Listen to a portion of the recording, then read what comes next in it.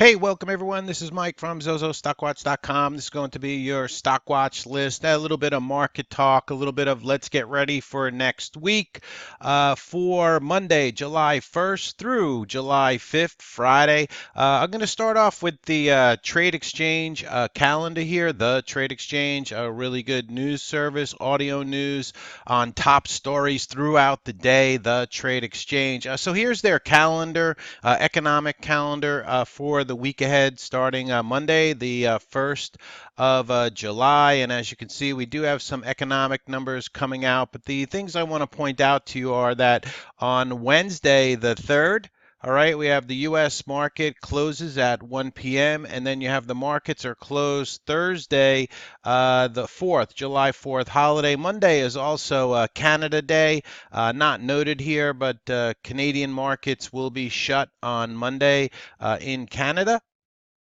We do have the employment report coming out this coming Friday on July 5th. So we have the end of a quarter on Friday and the start of the new quarter, July, August, and September. Those will be the next 3 months for the market. July and August, usually a little bit quiet. This is a tough video to make actually because we did get some news over the weekend between Trump and Xi. The U.S. and China just reached a trade war truce, delaying 300 billion worth of planned tariffs. So great, right?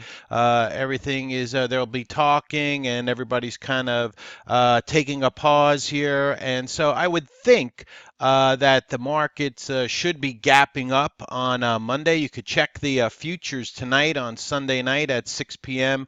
Eastern Time. The futures will be opening up, and I'm sure they're going to be gapping up. But then you get something like this. China warns of long road ahead for deal with the U.S. after ice-breaking talks. All right, so they've agreed to talk again, but China now coming out with this statement. China and the United States will face a long road before they can reach a deal to end their bitter trade war, with more fights ahead likely, China state media said. So, it's not over till it's over, right? So I don't know if the futures are going to gap up all that much. They've agreed to start talking again. President Trump came out and said that Trump said that he agreed with Xi to hold off on new tariffs and let Huawei buy U.S. products. So that's a good move there for the China markets. And so we'll see now how is China going to reciprocate. It seems like the U.S. gave in a little bit more than China right now. So we'll have to see how that's all going to play out. But anyway, let's get back to our economic information for the week ahead. As I said, you have the markets are closing early on Wednesday the 3rd. You have Monday, Canada Day here. You have the U.S. markets closed on July 4th. On Monday, we get the manufacturing PMI at 9:45. We get construction spend at 10 o'clock. We also get the ISM manufacturing index at 10 o'clock on Monday. We have some Fed speak coming out on Tuesday. We get the MBA mortgage applications coming out Wednesday. You're going to get oil. They're moving that to come out let's see, the EIA petroleum status will be coming out on Wednesday at 10:30. So that's still at the same time on Wednesday. And then let's see if they moved nat gas. Yeah, nat gas is going to be reported on Friday the 5th.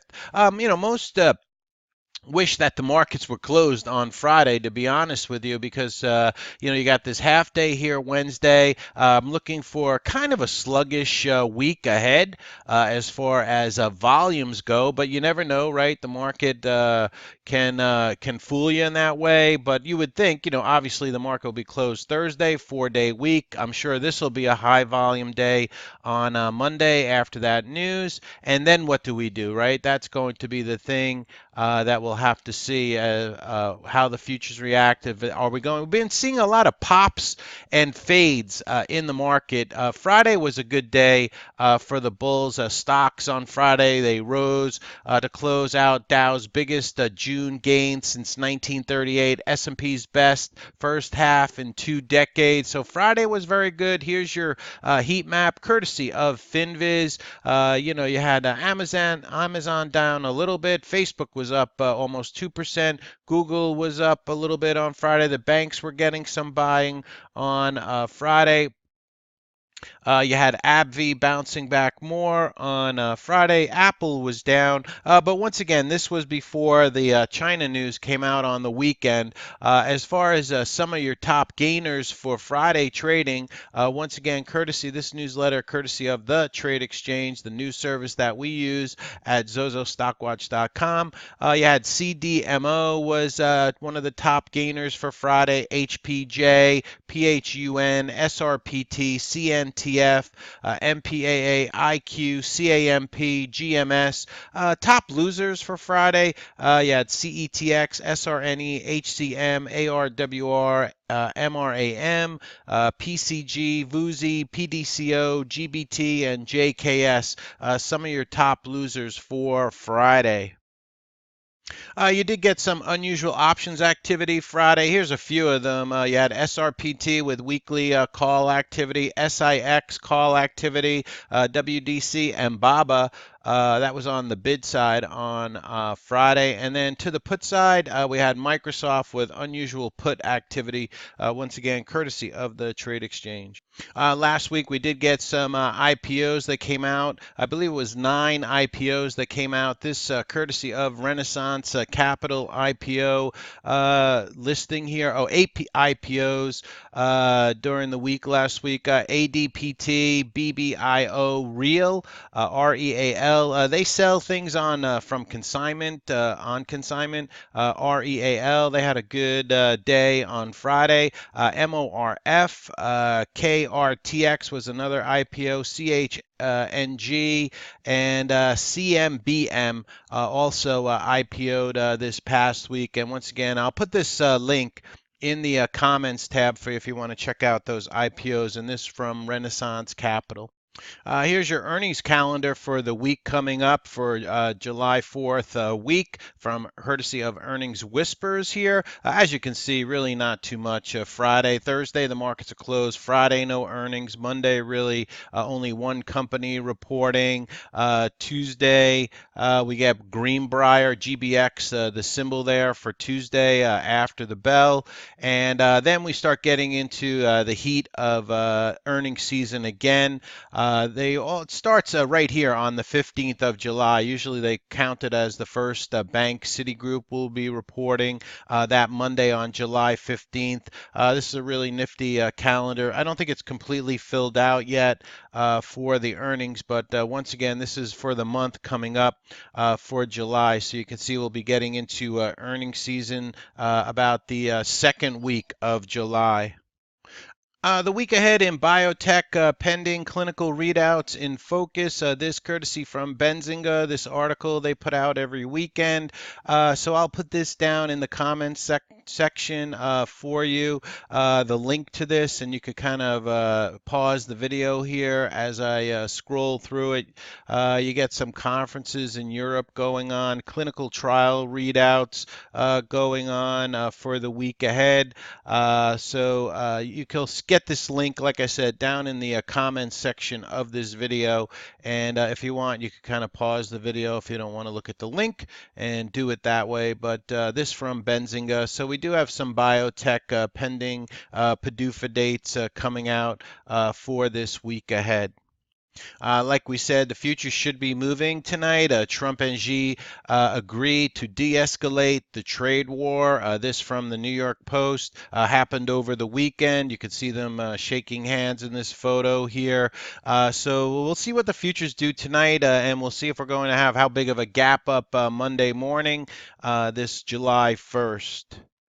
Because we had a rebalancing on Friday, In the Russell 2000, you can see the Russell is improving here. We're back above the 200 SMA on our daily chart, back above the 50 SMA on our daily chart. But you see the volume that picked up on Friday because of that rebalancing. The only thing is, can you trust it, right? Because it was a rebalancing. So we're going to have to see how this plays out. Now, it's nice to see the IWM popping back below these key moving averages here. We've done this before, right? We've been up above the 200 SMA and then we pulled back. We came up to the 200 SMA here, pulled back down. We got back above the 200 and the 50 SMA, and then came back down, and we had this kind of V bottom here. Now we're getting it back above it again, the 200 and the 50. But once again, like I said, on Friday was a rebalancing in the Russell. So we're going to have to see if we get follow through on Monday. The IWC, the micro caps also trying to get back above the 200 SMA here on the daily chart. The XBI, the biotechs, clearly above the 50 and the 200. Now, we've been talking about them all last week. If you're new to my channel, we go through a lot of the indices each and every week. We said that the XBI was improving, getting back over the 200 SMA.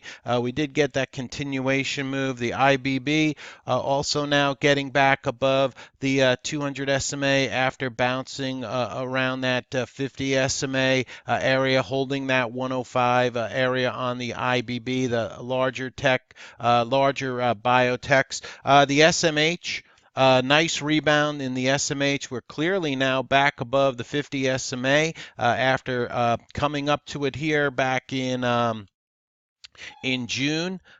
We came up to the 50 SMA, we pulled back, then we got through it again back here towards the end of June, pulled back to the 10 SMA, the light blue line you see on my daily chart here. Now we're back above the 50 SMA, and I would imagine with this China news that it should be popping on for the week ahead. Now, depending on, like I said, China warns of a long, hard road ahead as far as the trade talks. So, nobody's, a little bit of give in, but still a lot to talk about on the table here between China and the United States. All right, so let's see what else. We'll take a look at the SPX from Friday. Let's look at the SPX on the weekly chart here. So as you can see, we're up here at all-time highs. I would think if we broke through these recent all-time highs, we do have a chance, obviously, of hitting that 3,000 area on the S&P 500 for the Qs. Once again, this is my weekly chart. Anytime you see the chart with a blue background, that's the weekly chart. The Qs are back above the 10 SMA here, in striking distance of all-time highs on the QQQ. Let's go ahead and look at oil, light sweet crude oil, WTI oil. So after holding, this is the weekly chart once again, after holding this $50 area, we are still below the $60 area for oil, but if things are going to improve between the U.S. and China, that could heat up the economy again. That could get oil pushing up through $60 in a hurry. Right now, we're hanging around the 10 SMA on light sweet crude oil. Some other sectors, we'll go ahead and take a look at the automation index sector. A lot of this has to do with NVIDIA is in here on the weekly chart, holding above the 10 SMA, trying to get above the $40 level on Robo. And let's see what was down for the week that passed here. Let's go that way. All right, so basically we had the IYR, which is the real estate investment fund here. That was down for the week, almost 3%. The VIX back down to a 15 handle. We never did get back above that 20 handle on the VIX. Just complacency out here right now in a normal range on the VIX, so nothing really. The software sector was down a tad for the week that passed. Year to date, In our markets, TAN has been very strong, the solar sector, and that's with oil down, and the solars have been getting some nice buying. We've talked about them on the video, First Solar, SPWR, Run, and names like that. So TAN for year to date, because 6 months have passed now for the market. So we got TAN up 52%, JNUG up 30% for year to date. PSJ, the software sector, up 30%. Oil up to year to date 28%, 29% there. The ITB, which is home construction index, up 27%. The MJ, the marijuana ETF, up 27%. The SMH for the year is up 26%. We also had bots, which is the artificial intelligence ETF, that was up 24% year to date. Robo up 23%. The Qs and the Nasdaq Composite up about 20% for the year year to date. The S&P 500 up 17%. KWEB year to date still up 17% year to date. The IWM year to date up 16%, and the IWC currently year to date is up 13%. So that's some of your sectors and the year to date percentages. I forgot to mention that we had the stress test last week by the Fed. Credit Suisse was the sole bank that tripped up the Fed stress test as Rest get approval to boost payouts and buybacks. So a lot of that was a lot of the reason why the banks were moving up on Friday, because they've passed the Fed stress test, and a lot of them were boosting their dividend and announcing big share buybacks. Credit Suisse was the only bank that did not pass. So that also helped to boost the markets up. Let's go ahead and take a look at the XLF. That was one indices that we didn't look at. So a nice pop here, back above that 27 area, back above the 10 SMA, the 50 SMA. We'll go ahead and look at it on the weekly chart for the XLF. So we're back above the 10 SMA, still trying to get through that $28 area for the banks. Big move up, like in names like JP Morgan. Citigroup had a very nice day. Wells Fargo end week. Wells Fargo still a lot of work to do. Let's look at Bank America. Bank America popping up on our weekly chart here. Nice move up. We'll go ahead and look at them on a daily chart.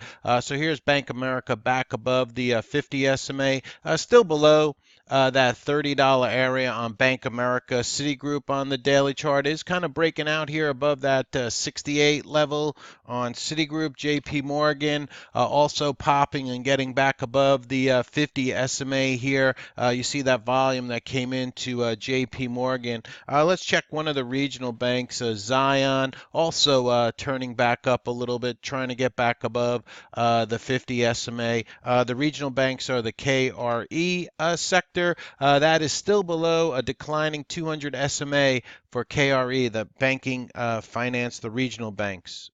All right, folks, so we're going to leave this video here. This is your Let's Get Ready for the week ahead. Once again, a shortened trading week. People go on vacation. There'll be less traders at their desk. Don't overtrade this week. We'll be back at it with another video later on, stocks that I have on watch for Monday. So we had China and the U.S. hit the pause button on the trade war. President Trump and Xi agreed to keep the talks going, so that should push the futures up for Sunday night. The first 6 months have passed for 2019. As you can see by that year to date, a lot of the markets holding up and doing very well. We had a run up in volume on the small cap names on Friday due to the rebalancing Friday, and a new quarter is starting, July, August, and September. So we'll see how the week and how this week is going to go with lower volumes. I'll probably be stepping away from the desk myself this week, 4th of July. Probably not going to trade Friday. Monday is Canada Day. Tuesday, we'll see how the market is after the big gap up day in the markets. On Monday, I would imagine it's going to be a big gap up day, but can it hold on to the gains, right? That's what we're going to have to see if they pop us up further, or are they going to pop us and fade us off on Monday? That's what I'll be watching for. So you have some information to get you ready for the week ahead. I hope you're more ready for the week ahead than you were before, and we'll have another video coming out later on Sunday night. It's about my time Sunday at about 3:29 p.m. Eastern Time. This is your Let's Get Ready for the Week Ahead. Another video will be coming out, Stocks on Watch. Have a great week trading, and back at you with another video. This is Mike from ZoZoStockWatch.com.